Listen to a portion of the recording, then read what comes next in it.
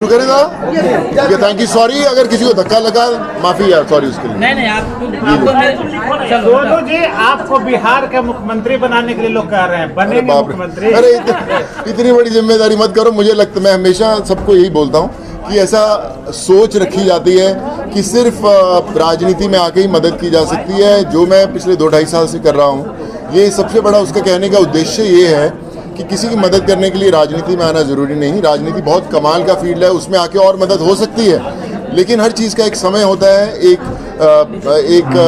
ऊपर वाले ने तय किया होता है जब होना होगा खुद ब खुद ले आएंगे। लेकिन मेरा मकसद सिर्फ यही है कि स्कूल्स बने, कॉलेजेस बने, हॉस्पिटल्स बने और ऐसी जगह बने जहाँ पे कहीं भी गरीब आदमी आज जब जाता है, कई बार हम बोलते हैं कि सरकारी स्कूलों में जाते हैं या अस्पतालों में जाते हैं, उन्हें पता नहीं चलता।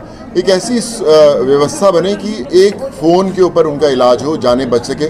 हमने पिछले 2-2.5 साल से करीबन 4700 सर्जरीज कराई हैं, चाहे आप लिवर ट्रांसप्लांट बात करें, किडनी ट्रांसप्लांट और ब्रेन ट्यूमर की बात करें, हर सर्जरीज कराई है, जबकि मेरा कोई अस्पताल नहीं है। लेकिन किस तरह पूरे देश को जोड़ा, वो एक बड़ा मेरा लक्ष्य था। वो अभी भी मैं कोशिश कर रहा हूँ कि किस तरह ज़्यादा से ज़्यादा लोग जुड़ें, ज़्यादा से ज़्यादा लोगों को तकलीफ़ें हुई। और मेरे घरों पर जब बिहार से इतनी दूर दूर से लोग आते हैं, आप विश्वास कीजिए उनके पास रेलवे की टिकट के पैसे नहीं होते, लेकिन जब वो टीटी को बोलते हैं कि हम सोनू सूद के घर जा रहे हैं, उनसे टिकट भी नहीं लेते। यहाँ तक कि रेलवे स्टेशन या बस स्टॉप से ऑटो वाला जब उनको घर छोड़ता है, वो बोलता है कि मैं इनसे पैसे नहीं लूँगा सर, कि जब आप इतना अच्छा काम करें, मेरी तरफ से छोटा सा योगदान है।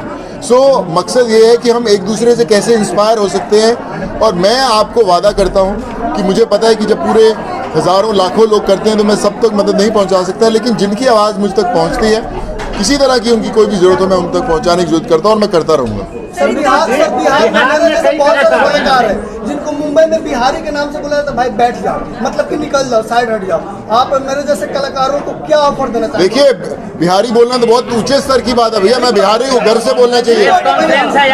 जब दबंग पिक्चर बनी थी तो उस समय जो छेदी सिंह का किरदार था वो बनाया गया था। मैंने बोला कि यार बिहारी, क्योंकि मैं बिहार वालों के साथ समय बिताया, मेरे साथ कॉलेज में सीतामढ़ी के लोग, मुजफ्फरपुर, आरा, उनके जगह, और मैं कॉलेज के दाम 91 के अंदर खुद ये सब जगह पे घूमा हूँ।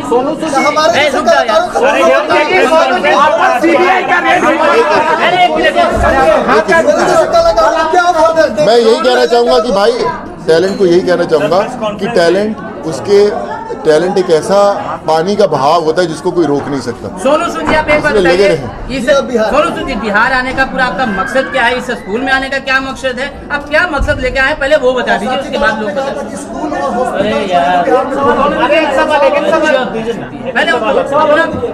बताइए। देखिए, जब कोरोना काल में जब मैं इतने बिहार के लोगों से जुड़ा, करीबन 7.5 लाख लोगों को भेजा, जिसमें से 25 से 30% लोग बिहार के थे और वो अलग अलग हमारे साथ जुड़े हुए थे। और आज जब मुझे याद है कि एक हम लोग शो कर रहे थे पाटलिपुत्रा 3, विजय जी और नरेंद्र जी ने जब मुझे बुलाया, मेरी शूटिंग थी उस समय पर, मैंने बोला बिहार जाना है, तो मैंने सब अपनी शूटिंग हटाई और मैं बोला मैं इसलिए जाऊंगा, ना सिर्फ कोई शो अटेंड करूंगा बल्कि आम हर जनता से मिलूंगा जो मेरा इतने सालों से इंतजार कर रहे हैं। मैं और उसके बाद मैं पंकज भाई से ही बोलना चाहूँगा, मेरी इनसे अभी मुलाकात हुई, लेकिन जब हम बच्चों को पढ़ाने की बात कर रहे थे, आपने देखा होगा बहुत सारे बच्चे, सरफराज था और भी बहुत सारे बच्चे जिनको स्कूल नहीं मिल रहा था, अच्छे हॉस्टल नहीं मिल रहे थे, तो हम लोग ढूंढ रहे थे कि अच्छे स्कूल कौन से हों।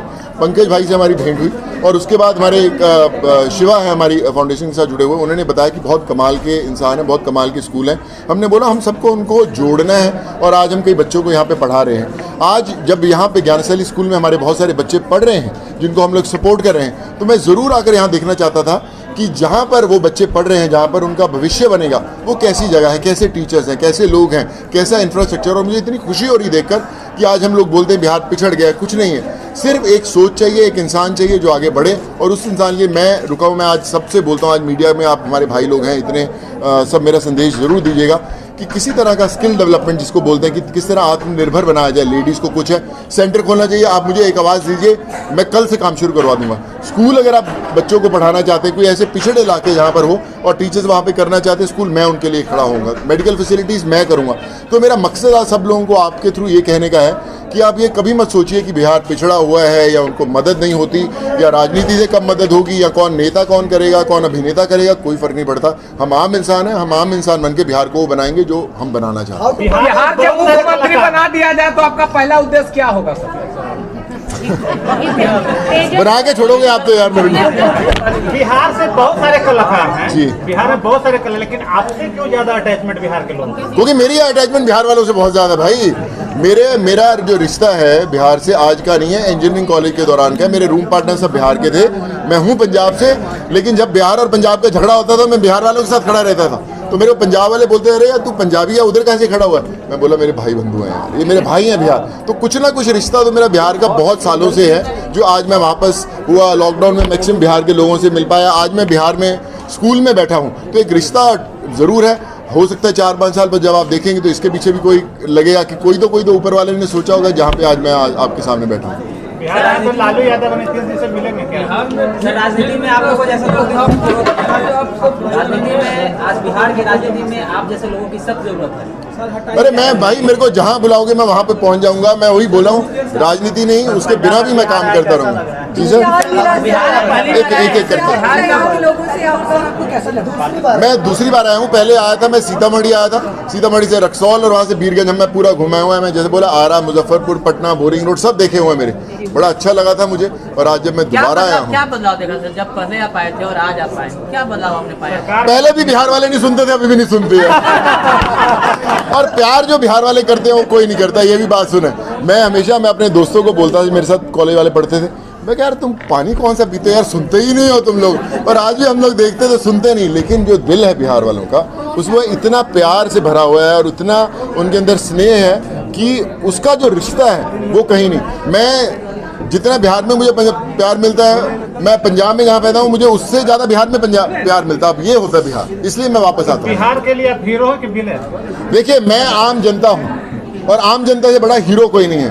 पर्दे पर सिर्फ आप एक्टिंग कर सकते हो, चाहे हीरो की करो विलन की करो, लेकिन जब सड़कों पे उतरना पड़ता है, आम जनता के बीच में उतरना पड़ता है, चाहे वो कोई भी हो, वो असली है। यहाँ के यूथ के बारे में आप क्या संदेश देना चाहेंगे जो बहुत कुछ आज इनोवेटिव कर रहे हैं, स्टार्टअप ले रहे हैं, उनके बारे में आप क्या बोलेंगे? मैं खुद स्टार्टअप्स जो कर रहे हैं लोग, मैं खुद ऑलमोस्ट 5 कंपनियों को सपोर्ट कर रहा हूँ। हमने 3 कंपनियाँ बहुत बड़ी बना दी हैं। मैं खुद 2 बिहार के बहुत बड़े स्टार्टअप्स हैं जिनके लिए मैं उनसे ऑलरेडी कर रहा हूँ। आज भी मेरी उनसे मुलाकात हुई। सो मैं कहना सभी से चाहता हूँ कि बिहार में अगर आप देखिए कितने IAS और IPS अफसर सबसे ज़्यादा बिहार से आते हैं। क्यों आते हैं? क्योंकि दिमाग बिहार वालों का इतना है। अगर उनको हम लोग वो सुविधा दे दें, अगर वो उनको प्लेटफॉर्म दे दें, तो आप सोचिए कि बिहार मतलब देश चला सकता है, इतना उनके अंदर समझ है। पर उसी की कोशिश है कि हम लोग बिहार को वो दें जो बिहार को सालों से मिलना बड़ा ज़रूरी है, जो बिहार डिज़र्व करता है। उसके लिए मैं आगे खड़ा हूँ और मेरी बहुत सारी चीज़ें हैं जो मैंने माइंड में रखी हुई हैं। बस आप ये दुआ मानते रहिएगा कि वो सब हो, और फिर आप देखिएगा जब अगली बार मैं बोलूँगा कि आप बोलेंगे कि सोनू सूद आप सही में बिहार के अंदर वो बदलाव लेके आए।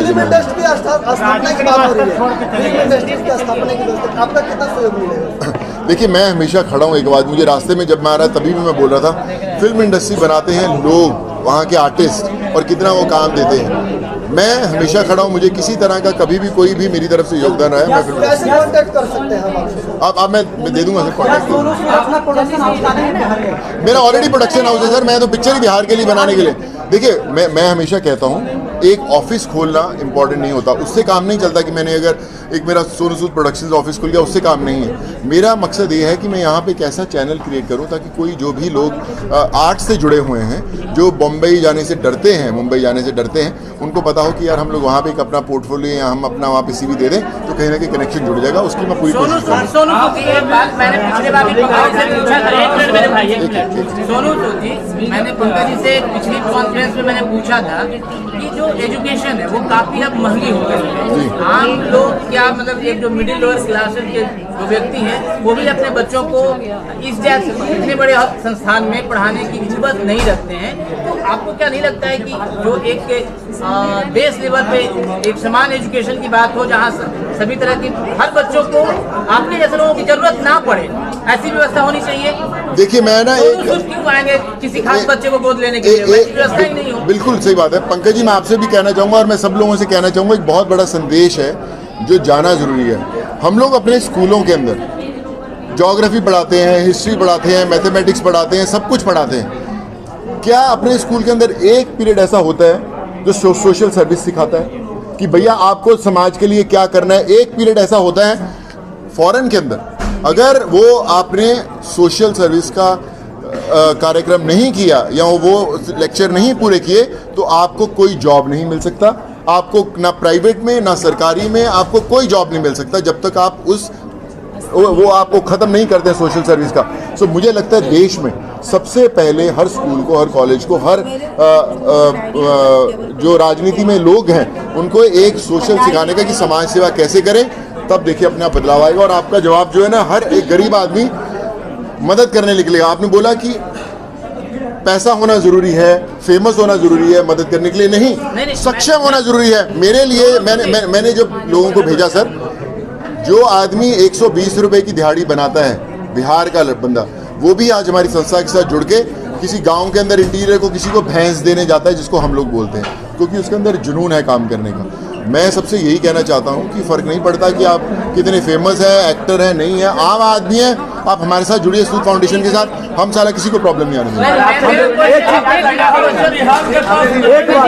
बिहार देश चला सकता है तो बिहार के मुख्यमंत्री देश चलाने के लिए प्रधानमंत्री की बात कर रहे हैं, क्या उनके मुहिम में आप साथ होंगे अगर बिहार से कोई प्रधानमंत्री बनता है या बनने के लिए आगे लड़ाई लड़ता है? देखिए, मैं हमेशा कहता हूं कि बिहार के अंदर जो दिमाग है वो IAS IPS ऑफिसर जो बनते हैं और जो देश चलाते हैं उसी से पता लगता है कि मैक्सिमम लोग यहाँ से आते हैं।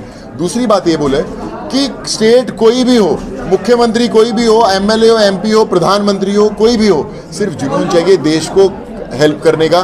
कोई फर्क नहीं पड़ता आप किसी के साथ भी खड़िए। बिहार देता है सर, तो यहाँ के मुखिया भी देश चलाते हैं। बिहार की कई योजनाओं को केंद्र ने लागू किया है, वर्तमान अभी जो केंद्र सरकार है, तो बिहार के मुख्यमंत्री ने बीड़ा उठाया है कि बिहार का भी प्रधानमंत्री देश में बने, वहाँ सत्तासीन हो। तो वो एक मुहिम पूरे विपक्ष को एकजुट होकर पूरे, देखिए मुझे लगता है कि जब अभी देश के जो प्रधानमंत्री बनते, देखिए मैं तो हमेशा खड़ा ही हूँ, पर मैं कहता हूँ कि जब देश के प्रधानमंत्री बनते हैं, जो भी बनते, पूरा देश बनाता है उनको, है ना। ये सिर्फ एक स्टेट का मुद्दा नहीं है, पूरे देश का मुद्दा है। हमें सिर्फ देश बदलना है, फर्क नहीं पड़ता कि कौन सी स्टेट से हो, एज लॉन्ग एज कोशिश हो।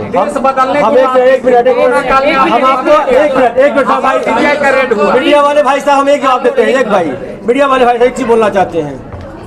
हम पहले मीटिंग में ही बोले थे, सोनू सूद जी ने हर गरीबों का मदद किया है, चाहे वो किसी वर्ग का हो, किसी तबके का हो, किसी धर्म की हो, कोई जाति का भेदभाव नहीं, किसी धर्म का भेदभाव नहीं किए, सबको मदद किए हैं। और हमको इन्होंने चुना, माने ज्ञानस्थली स्कूल को इन्होंने गोद लिया है कि जो बच्चे असमर्थ होंगे, आज जैसा क्वेश्चन आ रहा है, असमर्थ बच्चे हों, जिसके माता पिता नहीं हो, जो बच्चे के पेरेंट्स सक्षम नहीं हो, उसको पढ़ाने के लिए मैं जिम्मेदार हूँ। सोनू सूद फाउंडेशन की तरफ से मैं जिम्मेदार हूँ। यहाँ पर हमें ये बोल रहे हैं, मतलब हम इनके बातों को आदेश समझ करके सिरोधार किए हैं और हमेशा तैयार रहेंगे। आप सभी के सामने मैं ऐसा कमिटमेंट करता हूं। बहुत सारे ऐसी गाँव में लड़कियाँ हैं जो अभी भी नहीं पढ़ पा रही है और शादी के बाद जो हाउसवाइफ बनकर आ जाती है, उनके लिए सिलाई मशीन का कार्यक्रम जो है वो भी करेंगे, वही प्लान में है, पंचायत में पाइपलाइन में है। सर आप कार्यक्रम कीजिए, मैं सपोर्ट करूँगा आपको। ये सब वो सब बात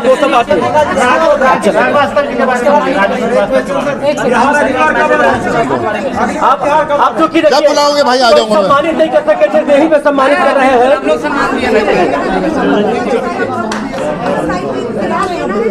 आ जाइए मैडम, आ जाइए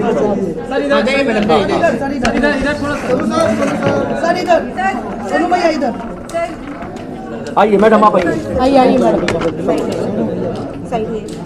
सोनू भैया सामने। अरे सर का कहाँ है?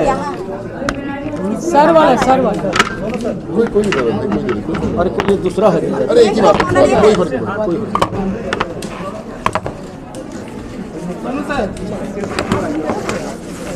आप आ जाइए।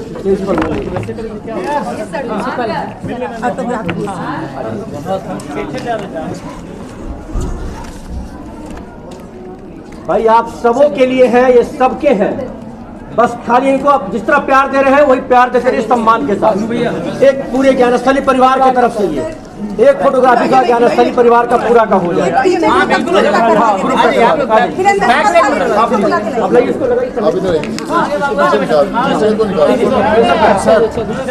हाँ ठीक है, आइए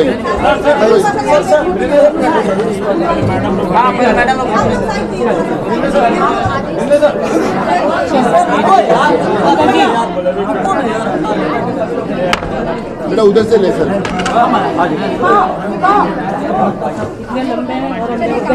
अच्छा, यहाँ पर कुछ मीडिया कर्मी को भी हम लोग सम्मानित करने रखे थे सबों के लिए। ये देखिए, अभिषेक कुमार है, हिंदुस्तान के फोटो जर्नलिस्ट, उनको मैं आमंत्रित करता हूँ और सोनू सूद जी से आग्रह करता हूँ कृपया उन्हें सम्मानित करें। जय जी, क्या हाल है? अरे इन्हीं को ले चलते फिल्म शाकाल शाकाल और कौन यहाँ पर है? इसका सब्जी